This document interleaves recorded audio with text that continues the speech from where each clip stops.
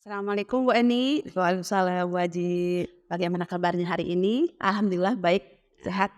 Bu Haji gimana kabarnya? Baik, alhamdulillah sehat Bu Eni. Begini Bu Eni, akan saya hari ini mungkin ada yang saya bicarakan dulu nih hari ini ya. Mungkin saya akan melaksanakan supervisi kepada Bu Eni dalam proses pembelajaran di kelas hari ini. Iya.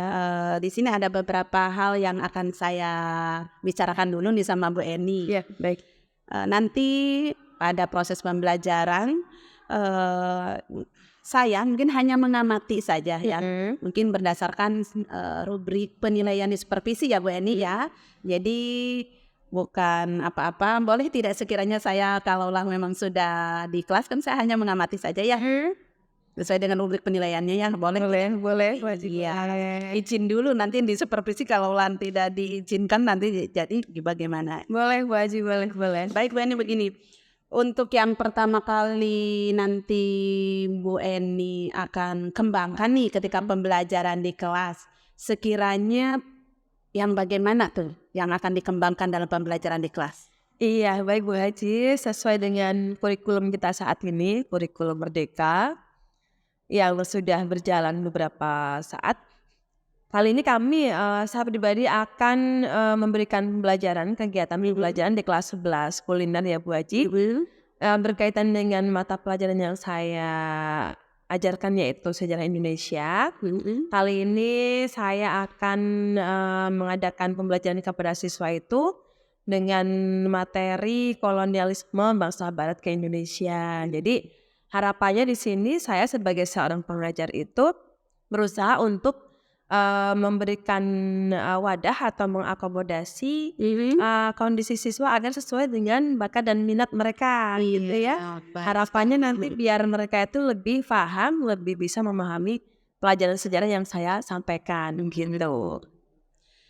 Baik Bu Eni, nanti ketika yang Bu Eni akan sampaikan tadi dalam proses pembelajaran ya, di sini tadi akan menerapkan mungkin kalau saya cermati nanti akan berjalannya di proses pembelajaran tadi kan tentang pembelajaran di sejarah ya. Di situ mungkin anak kan kadang-kadang ada beberapa yang karakter yang berbeda ya dalam pembelajaran. Mungkin ada yang visual juga ya tadi ya, ada visual kan, ada yang kinestetik mungkin atau ada yang auditori gitu ya, atau mungkin ganda bahkan siswa ya sesuai dengan karakter pembelajarannya. Nah, baik Bu Eni, kalaulah nanti menerapkan pembelajaran diferensiasi seperti di kelas,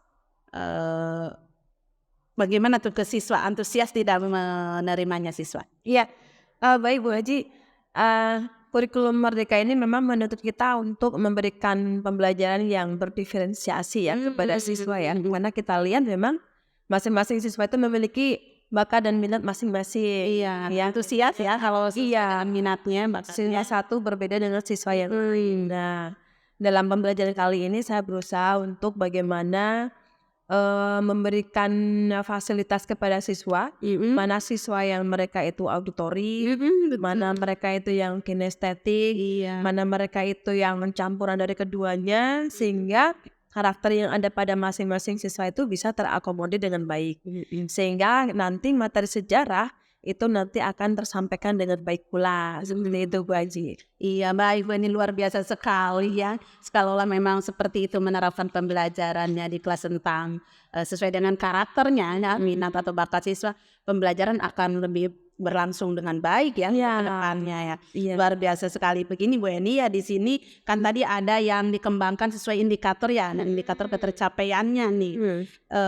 Mungkin ya apa yang diharapkan lebih jauh lagi lah sesuai dengan indikator yang akan dikembangkan sama Bu Eni. Iya, kalau berkaitan dengan indikator itu tentunya kita sebagai seorang pengajar juga memiliki indikator ya, agar terukur ketercapaian Iya betul siswa gitu ya Bu Haji ya. Ada tujuannya ya. Makanya di sini indikatornya itu apakah siswa-siswa ini menjadi lebih baik dalam pembelajaran sejarah seperti itu ataukah lebih mundur. Artinya misalnya begini, kalau misalnya ada peristiwa-peristiwa sejarah di masa lampau yang memang itu baik, bisa dicontoh oleh mereka. Nah, kalau misalnya ada peristiwa-peristiwa sejarah yang barangkali kurang baik gitu ya, itu bisa dijadikan cerminan buat mereka agar mereka tidak melakukan hal tersebut seperti itu Bu Aji. Jadi indikatornya itu pada dasarnya adalah agar siswa menjadi lebih baik. Iya, baik Bu Eni. Luar biasa sekali ya tentang indikator ketercapaiannya ya yang Bu Eni harapan untuk anak-anak didik kita ketika di kelas ya, ketika dalam pembelajaran di kelas berlangsung itu. Bagus sekali. Baik Bu Eni, luar biasa tadi apa yang sudah Bu Eni terapkan di kelas seperti itu. Nanti kita kalaulah sudah selesai nanti di supervisi mungkin kita bisa berbincang-bincang kembali ya. Oh boleh Bu Aji, bisa. Iya. Terima kasih Bu Eni. Iya. Atas waktunya. Baik, terima kasih. Assalamualaikum warahmatullahi wabarakatuh. Waalaikumsalam warahmatullahi wabarakatuh. Silakan salah satu pemimpin salam untuk memulai KBM pagi ini. Mohon perhatian. Siap perhatian. Ucapkan salam. Assalamualaikum warahmatullahi wabarakatuh. Waalaikumsalam warahmatullahi wabarakatuh. Selamat pagi anak-anak semuanya. Baik. Apa kabar kalian? Baik. Sehat? Alhamdulillah. Samsul udah makan Samsul? Belum. Sebelum mulai kita belajar, kita absen dulu ya.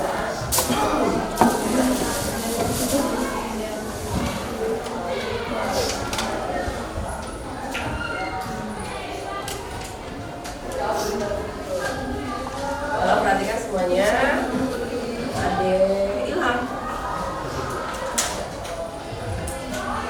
Afka, Alika Adam, Alika Rizky, Alia Ramadhani, Amanda, Anya, Hadir.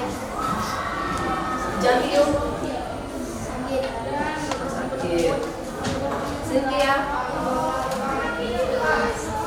Dela Rahma, Desti Septiani, Linda, Linda Amelia, Dispen sudah tetap jaga Teva. Fajri, Ilham Ahmad, Larasati, Maliha, Melinda, Mira Amel,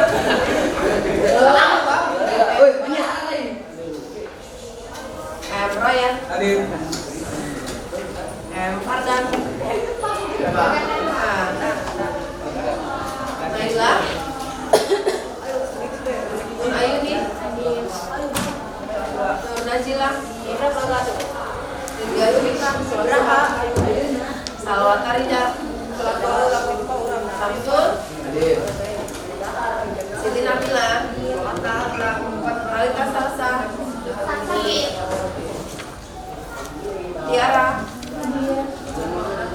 Sirjin, Yuleha, Ana, Alta Karla. Ya, baik. Hari ini kita akan mengulang dulu materi-materi sebelumnya. Silakan dibuka. Tugas 1. Tugas 1 ada. Mulai tugas 1. Ya, Ibu panggil jawab pertanyaan. Ya, mengulang materi sebelumnya. Sudah semuanya? Yang pertama untuk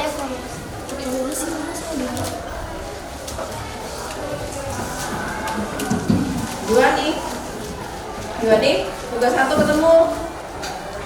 Sudah ada? Ada? Sudah? Nah, ya pertanyaan kita ke pertanyaan pertama. Ketemu, Bani. Silakan dibaca. Sebutkan 10 rempah-rempah asli Indonesia. Ya, yang keras Bani. Sebutkan 10 rempah-rempah asli Indonesia. Langsung jawab. 1. Kunyit, pala, kayu manis, cengkeh, jahe, sakwar, kapulaga, pemukus, kencang, dan kemiri. Saffron. Ya. Kita lanjut ke pertanyaan selanjutnya. Ini lagi lah. Nomor 2. Jelaskan faktor-faktor pendorong bangsa Eropa melakukan penjelajahan samudra. Ya, langsung ya. Yang pertama pencarian rempah-rempah, yang kedua mencari keuntungan ekonomi, yang ketiga memperluas wilayah kekuasaan, yang keempat semboyan Fiji, yang kelima penyebaran agama dan ideologi. Ya. Kalian tahu rempah-rempah yang ada di rumah kalian, di dapur ada ya? Nah, apalagi kalian kelas kuliner, ya kan? Siapa yang tahu merica? Merica sama dengan lada, ya kan? Kalau bahasa Sundanya, pedas, ya. Kalau muncang apa? Kemiri. Betul. Jadi ternyata rempah-rempah itu dulu menjadi primadona. Jadi dulu diambil kemudian dicari oleh orang asing, oleh penjelajah samudra. Kita lanjut ke pertanyaan selanjutnya. Nomor 3, tugas 1 oleh Afka. Ketemu? Ya, silakan. Sebutkan dan jelaskan 3 ide dalam penjelajahan samudra. Goal adalah mencari kekayaan dengan mendadak. Kedua, glory mencari kejayaan dengan meluaskan daerah menjadi. Ketiga, lifestyle menyebarkan agama Islam. Iya, menyebarkan agama Nasrani. Coba ulangi tadi, Royan. Goal apa Royan? Kekayaan dalam berdagang. Betul, benar. Selanjutnya, Glory. Najila, bukan. Ya, Najila. Glory mencari kejayaan dengan menguatkan daerah. Kejayaan, betul. Selanjutnya, Ana. Puspa menyebarkan agama Nasrani. Iya, menyebarkan agama Nasrani. Jadi 3G itu menjadi kunci pokok latar belakang bangsa Barat untuk masuk ke Indonesia, ya. Nah, kita lanjut coba ke tugas 2. Ketemu tugas 2? Sudah? Ada semuanya? Di situ ada peta penjelajahan samudra ya. Ada beberapa tokoh ya. Coba kita ke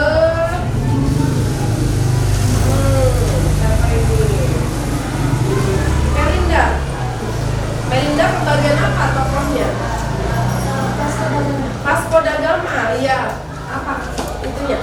Penjelajahan samudra dari tokoh Vasco da Gama ada Stephen Abai, Marcel Bainatal, Mombasa, Kaliti, Kalikat, sama Buat. Kalikut.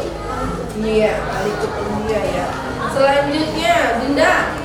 Tokohnya siapa?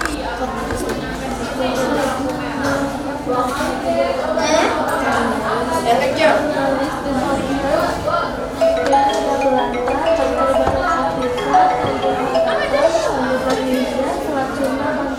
Iya, sampai ke Banten. Baik. Semua bisa dipahami ya. Mengenai tokoh yang melakukan penjelajahan samudra ke Indonesia.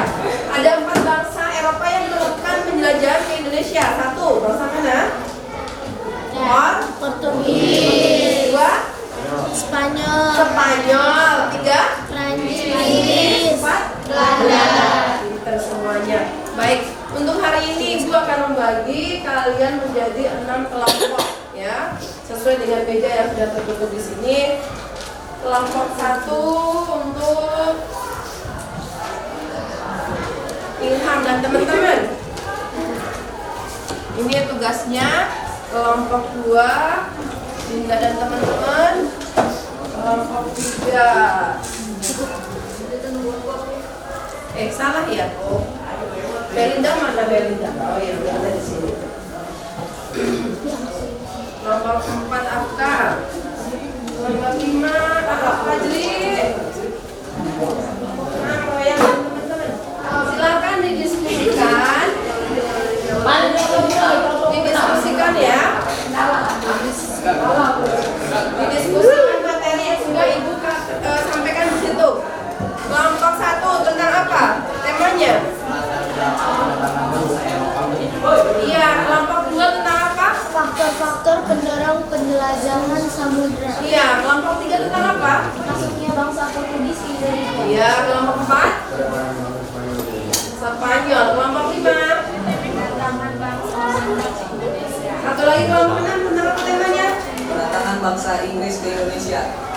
silakan didiskusikan. Nanti ada semuanya harus maju ke depan. Salah satu atau salah dua nanti mempresentasikan apa yang menjadi tema masing-masing kelompok. Paham semuanya? Yuk, silakan dikasih waktu.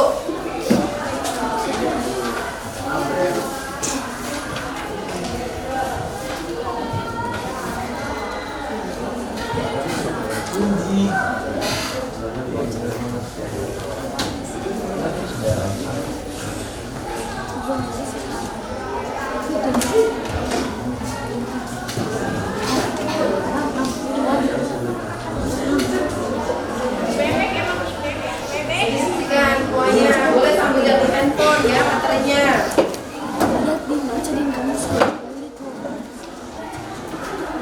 Ya, silakan didiskusikan masing-masing materi yang ada di sini. Ini tentang apa? Portugis, ya. Silakan.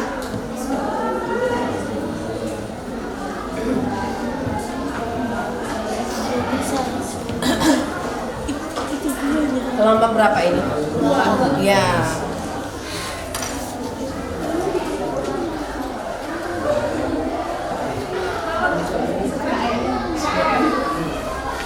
Silakan nanti boleh dibagi bagian yang mana aja.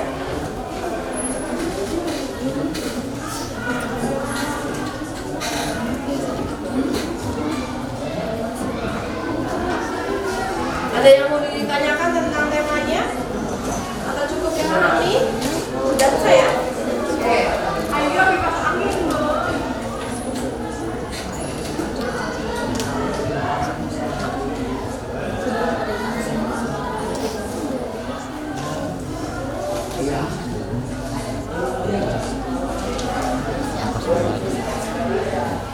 Satu menit lagi cukup ya?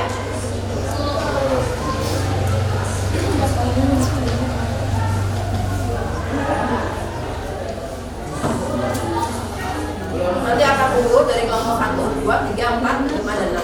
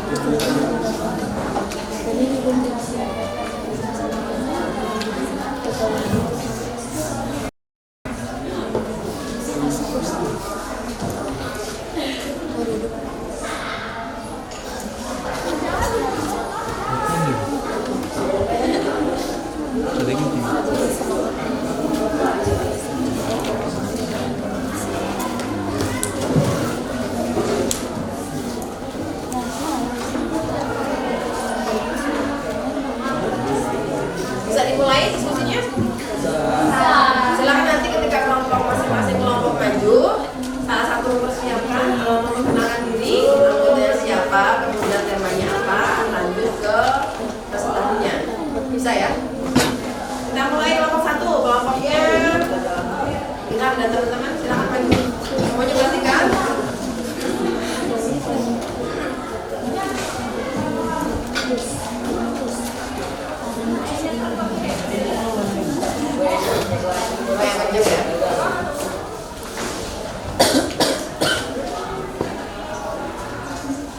Assalamualaikum warahmatullahi wabarakatuh. Kami dari kelompok 1 akan mempresentasikan tema latar belakang kedatangan bangsa Eropa ke Indonesia. Sebelumnya izin memperkenalkan diri. Nama saya Ilham Akbar Hidayat. Nama saya Ana Nur Ayu Tuguli. Nama saya Maliatul Fatona. Yang pertama setelah kami diskusikan yaitu ada runtuhnya Kekaisaran Romawi. Runtuhnya Kekaisaran Romawi ini pada tahun 476 Masehi berakibat pada kemunduran jaringan perdagangan antara Asia dan Eropa yang mengakibatkan kehidupan wilayah tersebut semakin merosot. Zaman kemunduran ini disebut dengan istilah zaman kegelapan atau Dark Age dan membuat tatanan hidup bangsa-bangsa di Eropa menjadi kacau balau. Yang selanjutnya akan dibacakan oleh teman saya. Yang kedua ada Perang Salib. Perang Salib ini merupakan perang yang melibatkan masyarakat dari Eropa melawan Turki Seljuk dan orang Arab. Perang ini disebut Perang Salib oleh orang Kristen dan Perang Suci oleh orang Muslim. Perang ini berlangsung selama 200 tahun terbagi menjadi 7 periode. Selanjutnya akan dibacakan oleh teman saya. Yang ketiga, jatuhnya Konstantinopel ketiga. Jatuhnya Konstantinopel ini dipimpin oleh Sultan Muhammad II dan menimbulkan kesulitan bagi bangsa Eropa, khususnya dalam bidang perdagangan. Para pedagang dari Eropa tidak mendapatkan akses untuk berdagang di pelabuhan Istanbul karena kebijakan dari kerajaan Turki Utsmani yang melarang pedagang-pedagang dari Eropa masuk ke dalam Istanbul. Cukup sekian presentasi kami kali ini. Kurang lebihnya mohon maaf. Wabillahi taufiq wal hidayah. Assalamualaikum warahmatullahi wabarakatuh. Boleh silakan kembali ke tempat masing-masing. Ya, tadi di situ ada apa namanya? Perang salib ya. Perang salib itu berarti perang antara orang-orang Muslim dengan orang-orang Eropa yang beragama Nasrani gitu ya. Jadi kemudian ada beberapa periode sehingga ada dendam di situ. Itulah yang kemudian mengakibatkan orang-orang itu bangsa tadi nanti akan menjajah ke bangsa-bangsa lain. Baik, terima kasih kelompok satu yang sudah mempresentasikan tema kali ini. Dilanjutkan kelompok 2, silakan.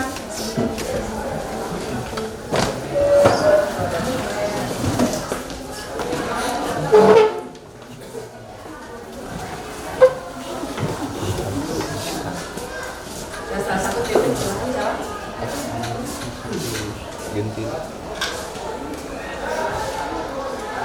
Assalamualaikum warahmatullahi wabarakatuh.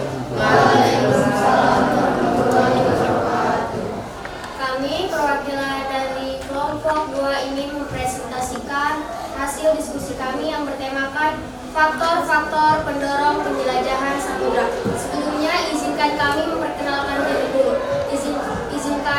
Izinkan saya memperkenalkan diri. Nama saya Anya Silvi. Nama saya Ali Kadis. Nama saya Rahmadani. Nama saya Linda. Faktor-faktor pendorong adanya semangat penaklukan dan konflisan terhadap orang-orang yang beragama Islam.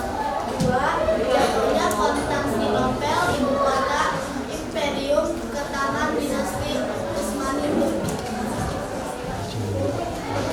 Adanya keinginan mengetahui lebih jauh mengenai rahasia alam semesta, keadaan geografi dan bangsa-bangsa yang tinggal di belahan bumi lain.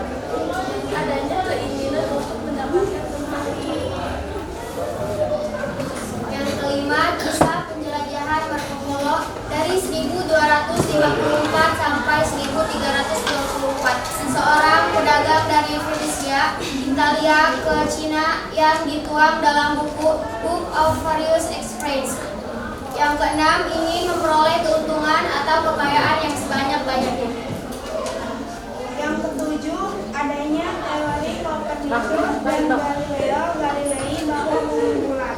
Yang delapan, semangat 3G, lingkungan, teori kejahatan dan proses penyebar agama Nasrani. Yang sembilan, kemajuan di bidang ilmu pengetahuan dan teknologi terutama pada teknologi. Cukup sekian presentasi dari kelompok 2. Terima kasih, kurang lebihnya mohon maaf. Wassalamualaikum warahmatullahi wabarakatuh.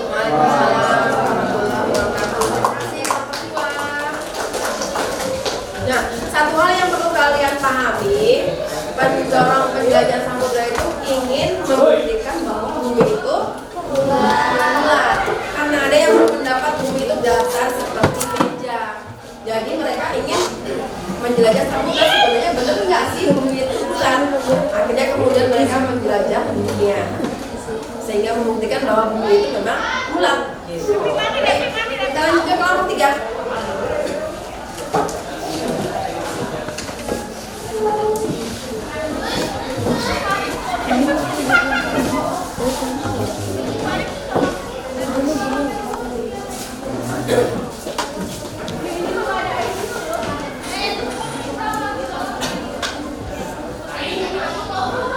Assalamualaikum warahmatullahi wabarakatuh. Waalaikumsalam warahmatullahi wabarakatuh. Kami perwakilan dari kelompok 2 yang diskusi kami yang berkenalkan Persatuan Bangsa Portugis di Indonesia. Sebelumnya, saya memperkenalkan diri. Perkenalkan nama saya Tiara Zabina.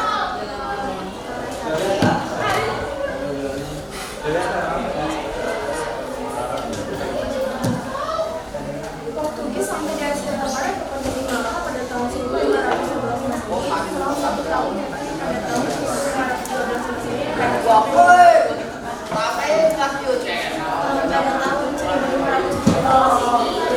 1512 karena dianggap menjadi ancaman kerajaan Islam, maka di tahun yang sama tepatnya di Sunda Kelapa, Portugis diserang kerajaan Demak di bawah pimpinan Kang Adila. Portugis kalah dan harus meninggalkan Sunda Kelapa. Terima kasih, kurang lebih mohon maaf. Assalamualaikum warahmatullahi wabarakatuh. Waalaikumsalam. Baik, terima kasih. Kelompok 3 berarti tentang Portugis ya. Nah, ini salah satu bangsa Eropa yang melakukan penjelajahan samudra ke Indonesia. Mereka 1511 menguasai Malaka. Nanti kemudian akan sampai ke Maluku. Terima kasih kelompok 3. Kita lanjutkan ke kelompok 4. Silakan.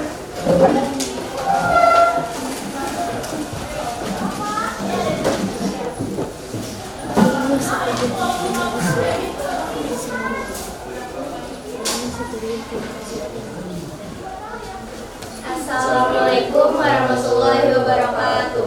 Waalaikumsalam warahmatullahi wabarakatuh. Kita dari kelompok 4 akan mempresentasikan hasil diskusi kami yang tema kedatangan bangsa Spanyol ke Indonesia.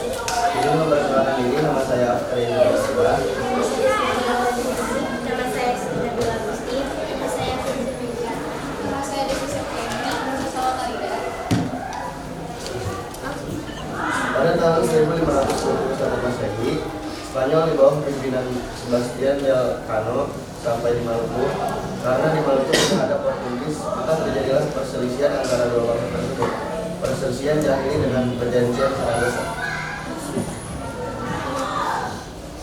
Sekian presentasi dari kami. Kalau lebih mohon maaf. Assalamualaikum warahmatullahi wabarakatuh. Waalaikumsalam warahmatullahi wabarakatuh.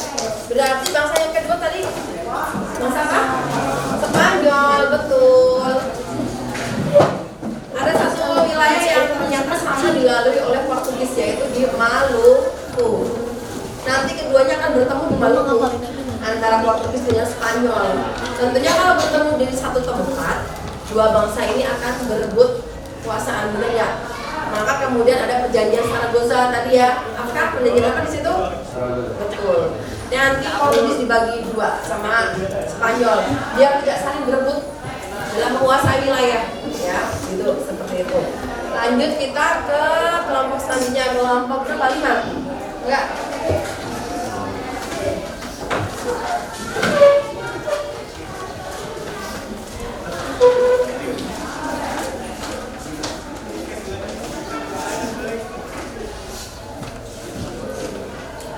Assalamualaikum warahmatullahi wabarakatuh. Waalaikumsalam warahmatullahi wabarakatuh. Di sini kami akan mempresentasikan hasil diskusi kelompok kami dengan tema kedatangan bangsa Belanda ke Indonesia. Sebelumnya izin memperkenalkan diri, nama saya Nur Aini, nama saya Nabila, nama saya Arya Satria, nama saya Mila Ummi, Nama saya Melita Sitaloka. pada tahun 1596 dan Masehi di bawah pimpinan Cornelis de Houtman Belanda sampai di Banten. Alhasil yang tidak lama akhirnya mereka diusir dari Banten. Kedua, pada tahun 1598 Masehi rombongan kedua Belanda datang di bawah pimpinan Jacob van Ness dan mereka diterima baik oleh Raja Banten karena sikapnya yang ramah. Sekian dari kami.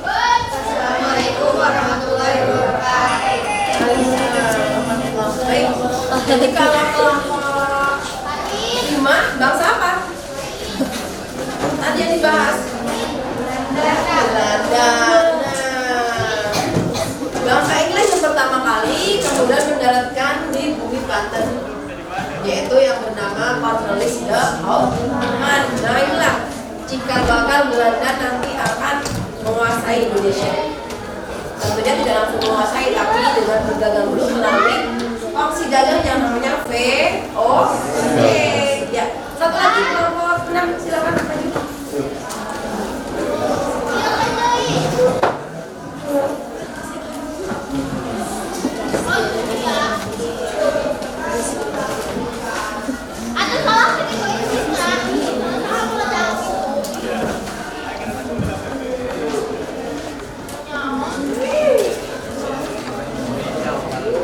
Assalamualaikum warahmatullahi wabarakatuh. Kami dari kelompok 6 ingin mempresentasikan tentang kedatangan bangsa Inggris ke Indonesia. Pada tahun 1602 Masehi, Inggris di bawah pimpinan Sir James Lancaster sampai di Banten. Mereka diterima dengan baik. Inggris diizinkan mendirikan kantor dagang di Banten dan Jakarta. Sekian presentasi dari kelompok kami. Mohon maaf. Assalamualaikum warahmatullahi wabarakatuh.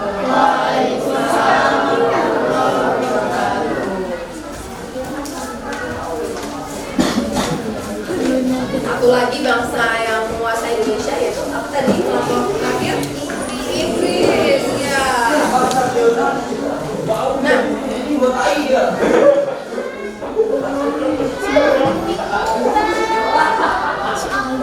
dari keempat bangsa Eropa ini, bangsa mana yang paling lama menjajah Indonesia? Belanda. Berapa ratus tahun? Betul, 350 tahun atau 3,5 abad. Ini awal mula Belanda menjajah Indonesia seperti ini. Jadi dari tadi yang sudah kita diskusikan dari kelompok 1 sampai kelompok 6, kita pahami bagaimana latar belakang bangsa Barat itu ketika akan menjelajah samudra, kemudian proses penjelajahan samudanya, kemudian bangsa-bangsa Eropa yang menjelajah Indonesia sampai kemudian menjajah Indonesia. Kita harus tahu sejarahnya, ya. Nah, pelajarannya apa dari yang sudah kalian pelajari hari ini? Kalian sebagai generasi muda harus meneruskan apa yang sudah dilakukan oleh generasi sebelumnya. Bisa dipahami? Belajar yang baik, menjadi generasi muda yang baik. Jangan patah semangat. Juga kalian sekarang belajar semuanya. Nanti rezeki akan mengikuti, bener gak? Saatnya sekarang belajar dulu. Nanti kemudahan-kemudahan akan kalian dapati dari sini. Jadi sejarah itu kamu pelajari zaman dulu ibu lama amat, gitu kan? Ada pelajarannya, mas pasti ada, gitu ya. Kita ambil nilai-nilai positifnya. Baik, ada yang mau ditanyakan dari yang sudah tadi kita diskusikan?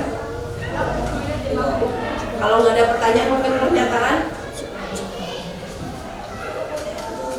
Tidak ada? Baik, berarti tujuan dalam pembelajaran hari ini bahwa kalian sudah bisa menganalisis proses kedatangan bangsa Barat ke Indonesia. Terima kasih atas kerjasamanya. Kita akan ketemu di pertemuan minggu depan. Ibu akhiri, Assalamualaikum warahmatullahi wabarakatuh. Waalaikumsalam warahmatullahi wabarakatuh. Assalamualaikum Bu Eni. Waalaikumsalam Bu Haji. Bagaimana kabarnya hari ini Bu Eni? Alhamdulillah sehat. Bu Haji gimana kabarnya? Baik, alhamdulillah Bu Eni. Ya. Begini Bu Eni, saya mau bicarakan kepada Bu Eni. Iya. Karena proses waktu itu di supervisi ya pembelajaran IPA sudah kan. Maka dari itu saya akan menanya ulang kepada Bu Eni. Iya. Setelah proses pembelajaran berlangsung, setidaknya kan harus ada menyebutkan. Iya, boleh tidak? Boleh, silakan. Waktu itu sudah dilaksanakan supervisi ya di kelas. Saya mungkin sudah menilai berdasarkan penilaian supervisi ya, tidak hanya sekedar melihat atau menilai Bu Eni dari unsur apa tidak, hanya sesuai dengan penilaian yang ada di komisi. Saya sudah melihat perjalanannya pembelajaran di kelas waktu itu sudah dilaksanakan. Bu Eni sudah menerapkan pembelajaran berdiferensiasi dan Bu Eni ya? Iya, waktu itu kita belajar di kelas 11 kuliner ya, belajar bertepatan dengan jadwal saya di 11 kuliner. Kebetulan karena saya ngajar pelajaran sejarah, jadi saya waktu itu mengambil tema materi tentang kolonialisme bangsa Barat ke Indonesia, jadi tentang penjajahan bangsa Barat ke Indonesia, asal mula kedatangan bangsa Barat ke Indonesia. Kemudian di pas proses pembelajaran itu saya membagi anak-anak menjadi 6 kelompok dengan tugas yang berbeda, memenuhi materi tentang kolonialisme. Harapan saya, pembelajaran saya waktu itu biar sesuai dengan minat dan bakat anak-anak. Iya, bagus sekali, luar biasa Bu Eni. Yang saya cermati kemarin memang Bu Eni sudah menerapkan pembelajaran berdiferensiasi sesuai minat bakatnya ya. Anak kemarin yang saya lihat tuh sama Bu Eni dikelompokkan. Iya. Mungkin yang ini auditori ada, terus yang visual juga ada, bahkan dengan campurannya yang kemarin yang saya cermati ketika di kelas itu. Iya, luar biasa sekali. Pokoknya saya mengucapkan terima kasih banget karena Bu Eni sudah bagus deh dalam pembelajaran yang kemarin saya seperti di kelas. Nih begini Bu Eni, untuk kedepannya sekiranya kemarin saya sudah mencermati ketika ada supervisi, yang untuk kedepannya yang akan dikembangkan oleh Bu Eni apa sih sebenarnya nih kalau pembelajaran untuk ditingkatkan kembali? Iya, baik Bu Haji. Dalam pelaksanaan implementasi kurikulum Merdeka ini, kita sebagai seorang pengajar kan dituntut untuk lebih berinovasi dan berkreasi dalam pelaksanaan KBM kita ya Bu Haji ya. Makanya di sini yang ingin saya pengen saya tingkatkan itu bagaimana menciptakan sebuah metode pembelajaran yang itu bisa tadi menarik siswa, betul, kemudian bisa memfasilitasi bakat dan minat siswa gitu ya. Itu yang utama ya, betul, biar suasana kelas juga semakin baik. Harapannya anak-anak bisa menerima apa yang kita sampaikan, dan yang kita sampaikan anak-anak juga nyaman, kita sebagai pengajar juga nyaman gitu. Luar biasa Bu Eni. Aduh ya Allah, saya melihat yang Bu Eni itu kemarin betul-betul salut ya, bagus nih pembelajaran gitu Bu Eni. Masih belajar Bu Haji. Masih belajar. Baik Bu Eni, perbincangan kita mungkin tentang supervisi saya ucapkan terima kasih sampai di sini saja, karena mungkin lain waktu kita bisa ketemu kembali ya Bu Eni. Mungkin Bu Eni kita ada perlu lagi mau kemana. Terima kasih banyak Bu Eni atas waktunya ya Bu Eni sudah memberikan saya kemarin waktu saya supervisi. Baik, terima kasih Bu Eni, saya ucapkan terima kasih. Assalamualaikum warahmatullahi wabarakatuh. Waalaikumsalam warahmatullahi wabarakatuh.